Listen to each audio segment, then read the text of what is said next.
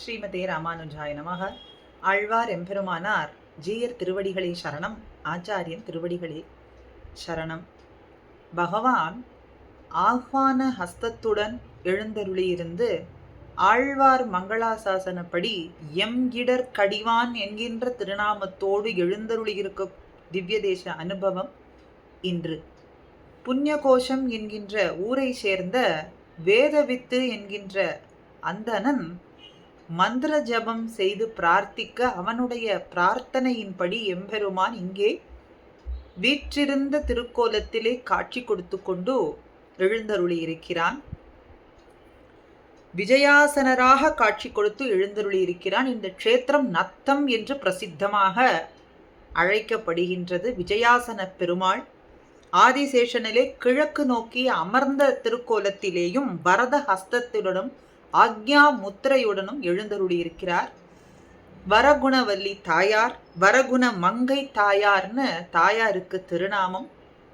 திருவரகுண மங்கை என்கின்ற திவ்ய தேசம் இன்றைய அனுபவம். தேவ புஷ்கரணி, அகநாச தீர்த்தம், அக்னி தீர்த்தம்னு இந்த புஷ்கரணிக்கு திருநாமத்தோடு சத்தியவான், வேதவித்து மற்றும் ரிஷிகளுக்கெல்லாம் பிரத்யக்ஷமாக எம்பெருமான் காட்சி கொடுத்து கொண்டு விஜயகோட்டி விமானம், விஜயாசன பெருமாள் விஜயகோட்டி விமானத்துக்கு கீழே எழுந்தருளியிருந்து நமக்கு அருளை சுரந்து கொண்டிருக்கான். ஒரு பாசுரத்தாலே மங்களாசாசனம் பாடப்பட்ட திவ்ய தேசம், நம்மாழ்வாராலே மங்களாசாசனம் பண்ணப்பட்ட திவ்ய தேசம். வன்குருகூர் மாறன் பாடிய விஜயாசன பெருமாள் வரகுண மங்கை, வன்குருகூர் மாறன் பாடிய வரகுண மங்கை என்று இந்த திவ்ய தேசத்துக்கு திருநாமம்.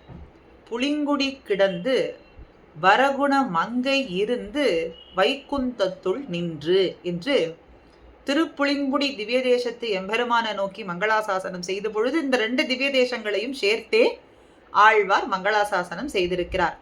புளிங்குடி, திருப்புளிங்குடி என்கின்ற திவ்ய தேசத்துல கிடந்த கோலத்திலே காட்சி கொடுத்து கொண்டும், திரு வரகுண மங்கையிலே வீற்றிருந்து அமர்ந்த திருக்கோலத்திலே காட்சி கொடுத்து கொண்டும், வைகுந்தத்திலே நின்ற திருக்கோலத்திலே, நேற்றைய தினம் நாம் அனுபவித்த திவ்ய தேசம் திரு வரகுண திரு வைகுண்டம். அந்த திரு வைகுண்டத்திலே நின்ற திருக்கோலத்திலேயும் காட்சி கொடுத்து கொண்டு தெளிந்த என் சிந்தை அகம் கழியாதே என்னை ஆழ்வாய் எனக்கு அருளி.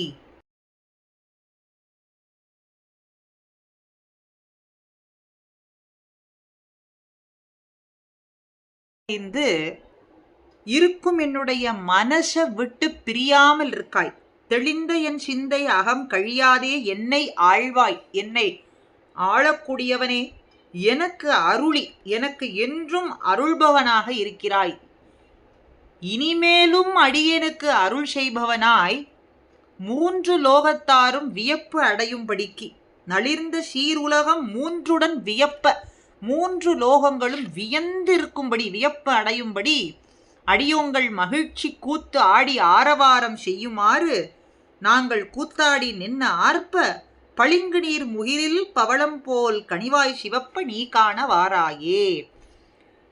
தூய்மையான நீரை பருகின ஒரு கருமேகம், கருமையான மேகம் எப்படி கடல் நீரை எல்லாம் தூய்மையா பருகி சொரியறதுக்காக காத்து கொண்டிருக்குமோ அதுபோல அந்த கருமேகத்துல சிவந்த பவளம் தோன்றினால் எப்படி இருக்கும்? கருமையான மேகம், அந்த மேகத்துல சிவந்த பவளம் தோன்றினால் எப்படி இருக்கும்? அதுபோல கரிய நிறம் கொண்ட உன்னுடைய திருமேனிக்கு இன்னும் அழகு சேர்ப்பது போலே விளங்கக்கூடிய சிவந்திருக்கும்படியான உன்னுடைய கனிவாய், அதை அடியோங்கள் காணுமாறு நீ நடந்து வர வேண்டும் என்று சொல்றார்.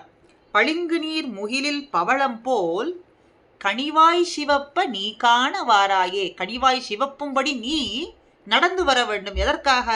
நாங்கள்லாம் கண்டு உன்னை அனுபவிக்க வேண்டும், உன்னையே நாங்கள் கண்டு அனுபவிப்பதற்காக நீ நடந்து வர வேண்டும் என்று பிரார்த்திக்கின்றார் இங்கே நம்மாழ்வார். அதே பிள்ளபெருமாள் ஐயங்கார் 108 திருப்பதி அந்தாதி பாடலிலே, காலமும் நோயும் கருதாத அன்னை மீர் வேலன் வெறியை விலக்குமின்கள். தோழி, தலைவியினுடைய உண்மையான நிலைமையை எடுத்துக்காட்டி வெறியாடல்லாம் செய்ய வேண்டாம் அப்படின்னு செவிலித்தாய விளக்குகின்றாள். இதெல்லாம் செய்யாதீர்கள். அவள் எம்பெருமானாலே இந்த நோயிலே பீடிக்கப்பட்டிருக்கிறாள். அதற்காக வெறியாடல் என்கின்ற காரியத்தை எல்லாம் செய்யாதீர்கள்னு சொல்லி விளக்குகின்றாள். என்னுடைய தலைவியான இந்த பெண் பிள்ளையினுடைய இளமை பருவத்தையும் அவளுக்கு உண்மையாக ஏற்பட்டிருக்கக்கூடிய நிலைமையையும் உணராமல் நீங்கள் காரியம் செய்கின்றீர்கள். அவளுடைய பருவத்துக்கு ஏற்றார் போலேயும் அந்த பருவத்துக்கே இருக்கக்கூடிய உண்மையான துன்பம் அது என்னன்னு அறிந்து கொண்டுன்னா நீங்கள் காரியம் செய்ய வேண்டும். அதை அறியாமல் செயலாற்றுகின்றீர்களே. அன்னை மீர் காலமும் நோயும் கருதாத அன்னை மீர். காலம்னா இளமை பருவத்தையும், நோய் அவளுக்கு ஏற்பட்டிருக்கக்கூடிய உண்மையான நோயை அறியாமல் இருக்கக்கூடிய அன்னை மீர் வேலன் வெறியை விளக்குமின்கள். அதனால மற்ற காரியங்கள்லாம் செய்யறது, குறிப்பார்ப்பது, இவளுக்கு வேற ஏதாவது தேவதாந்திரங்கள்னாலே இந்த துன்பத்திலிருந்து விடுபடுவாளோங்கிற எண்ணத்தை எல்லாம் விட்டு விடுங்கள். வேற என்ன செய்யணும்? மாலாம் வரகுணமங்கை என்றால் வந்துழாய் மேலே தரகுணமங்கை தனக்கு. திருவரகுணமங்கை என்னும் திவ்ய தேசத்து எம்பெருமானின் திருவடியிலே சூடப்பெற்றிருக்கக்கூடிய திருத்துழாய் மாலையையே இவள் விரும்புகின்றாள். இந்த இவளுக்கு ஏற்பட்டிருக்கக்கூடிய உண்மையான துன்பத்துக்கு எது மருந்து தெரியுமா? இந்த நோய்க்கு எது மருந்து?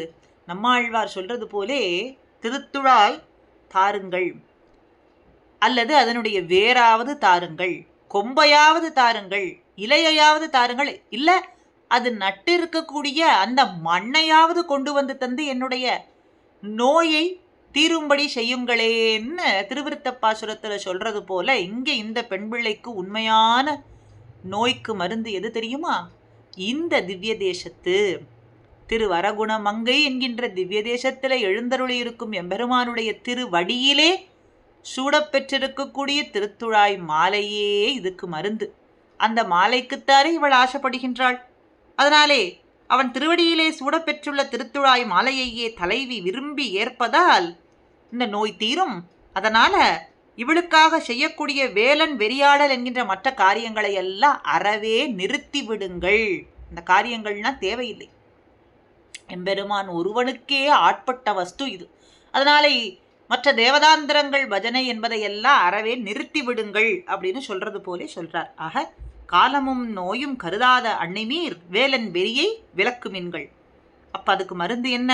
மாலாம் வரகுண மங்கை என்றால் வண்டுழாய் மேலே தரகுண மங்கை தனக்கு, அது தந்தாலே போருமானது அப்படின்னு எம்பெருமானுடைய திருவடியிலே விளங்கக்கூடிய திருத்துழாய் மாலையையே ஆசைப்பட்டு அந்த மாலைதான் இவளுக்கு மருந்து என்றும் சொல்றது போல அமைந்திருக்கக்கூடிய பாசுரம்.